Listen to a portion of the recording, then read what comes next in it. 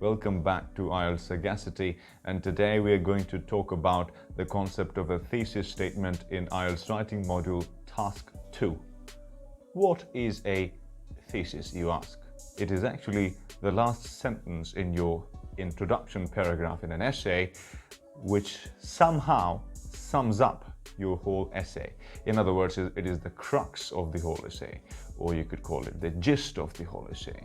It is the central point that your essay supports. The word thesis at one time denoted an argumentative statement, one that took a firm stand on an issue. But the definition of the word thesis has broadened considerably over the years. Now, the term is commonly used to refer to the main idea of an essay, whether or not it is argumentative. So in this sense, every essay has a thesis. An effective thesis statement clearly expresses your essay's main idea. What this means is that it does more than just present the main point of the essay. It indicates what you will say about your topic, and it signals what your approach toward your material will be. So a thesis statement not only somehow gives your opinion, but it also refers to the main ideas. If it is a discussion essay, you have a thesis statement. If it is an agree or disagree essay, you do have a thesis statement. If it is the typical advantages and disadvantages essay, you have a thesis statement. Cost solution essay, thesis statement. Double question essay, mixed question essay. All the question types in your writing module task 2 have to have a thesis statement in the introductory paragraph. Your thesis statement is sort of a hypothesis, so it is tentative in one sense, but you do mention your approach, your hypothesis that you have made before time, and then you go through your body paragraphs, you go through ideas and discussions and arguments and examples, and then you reach a certain conclusion, which most of the times is of course in accordance with the thesis statement. Whatever the conclusion you have got, it is actually in accordance with your thesis statement. So of course you already know that what are the arguments that you're going to make in the body paragraphs, the examples that you're going to come up with, because you've already planned and organized your essay with the help of brainstorming and mind mapping. So whatever the thesis statement you are going to put in your introduction paragraph, you are going to conclude your essay accordingly. So what is the purpose? Why do we need to put the thesis statement?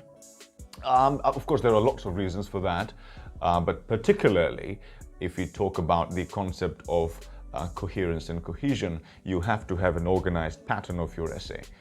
So if your introduction paragraph hasn't got the main points, or it hasn't got the thesis statements, it hasn't got your tentative opinion, then of course it's not according to the the standard format of an essay. So of course the students are going to lose some marks. However, when certain students are taught in a certain classroom, the environment of the classroom somehow restricts the teacher and the students to certain particular structures. Those particular structures are usually recommended by teachers to students as the best possible structures, which would be, I think, a sort of a bit of exaggeration. So a better idea would be to focus on the ideas. So the thing is, when we talk about a thesis statement in a classroom, we have to restrict ourselves to a certain particular structures, because usually an IELTS classroom is sort of a class where you will find students of mixed abilities. So the teachers are usually somehow compelled to go in a certain typical way in a classroom, because they have to keep in mind all different levels and capabilities of students. So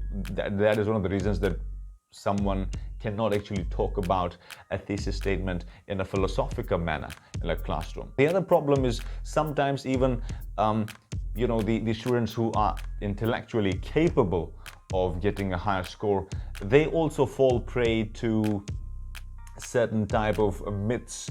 So sometimes I'm compelled to teach my students in a particular manner because they just want to be taught that way, and it takes some time to actually make them aware, to actually enable them to understand the reality of the writing formats. But students usually love to dig out some shortcuts, and that suppresses their creativity. When you bound your students to a particular structure for a thesis statement, for example, something like while plus clause, comma, another clause, so this will somehow suppress the creativity of a student. After all, writing is a blend of art and skill. So I think that is a huge disadvantage. Instead, I think the students who are capable of understanding general ideas, abstract ideas, they should be told the basic philosophy of the thesis statement instead of telling them typical structures which sometimes do not fit the best to certain questions. So let them come up with an idea of their own. Let them come up with the sentence structure of their own. And again, it is not essential to bound your thesis statement to one single sentence. Now, again, that is also a myth. And when you tell your students that thesis statement could be more than one sentence, people are not ready to acknowledge that fact. Because I think now the overwhelming amount of different ideas and contradictions have resulted in a situation that where everyone is confused or everyone has just vague ideas in mind. If you are interested in getting a very good score, follow the rules. I do encourage the idea of providing template sentences to students who are not able to write a sentence on their own. It is perfectly all right to assist a student of that particular level. Maybe a student is already at A1 or A2 CEFR level and requires maybe B1 or B2. So of course you have got to do that.